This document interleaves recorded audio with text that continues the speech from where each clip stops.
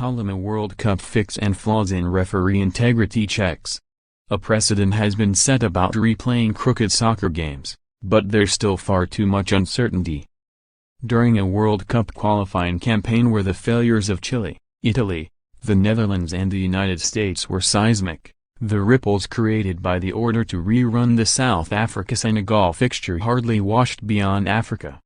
But the repercussions could be significant for the game worldwide and are only now becoming apparent, alongside flaws in the way football's governing body assesses the integrity of referees. FIFA established the referee in the World Cup qualifier was so mired in a match-fixing conspiracy that annulling the result was the only option. It wasn't necessary to prove a motive, or even demonstrate the official gained financially from the subterfuge in November 2016 in the town of Polokwane.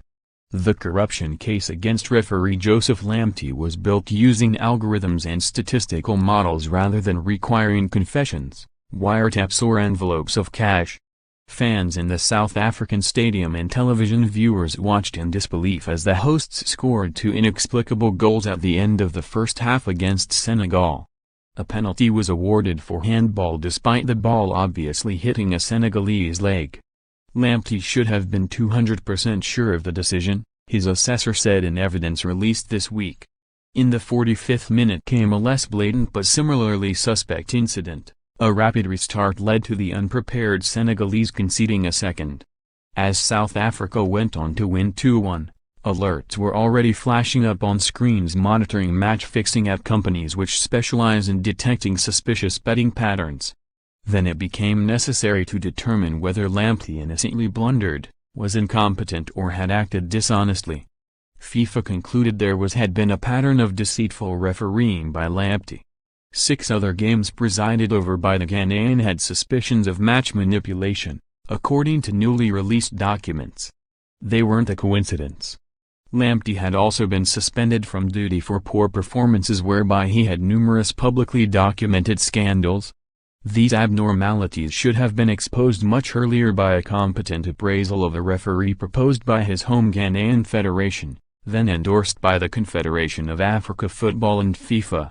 Yet months before fixing the World Cup qualifier, Lamptey was considered so highly by FIFA's refereeing committee that he was taken to Brazil for the 2016 Rio de Janeiro Olympics.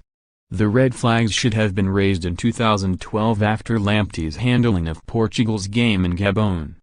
3 penalties were scored and he tried to award the hosts a goal despite the ball clearly not crossing the line.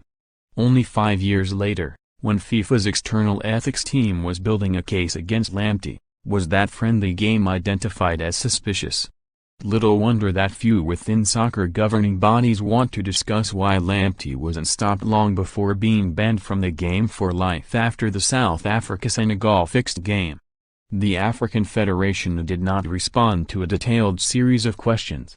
FIFA shifted the blame onto its African subsidiary for proposing Lamptey and by saying the fraudulent refereeing happened in non-FIFA competition games. When World Cup places are at stake, it is clear Lamptey should have been nowhere near a FIFA refereeing list, let alone on a pitch in qualifiers. Lamptey's dishonesty was so renowned that his in-game actions were anticipated on the international betting markets by bettors, who seemed to hold prior knowledge of goals given, FIFA investigators concluded.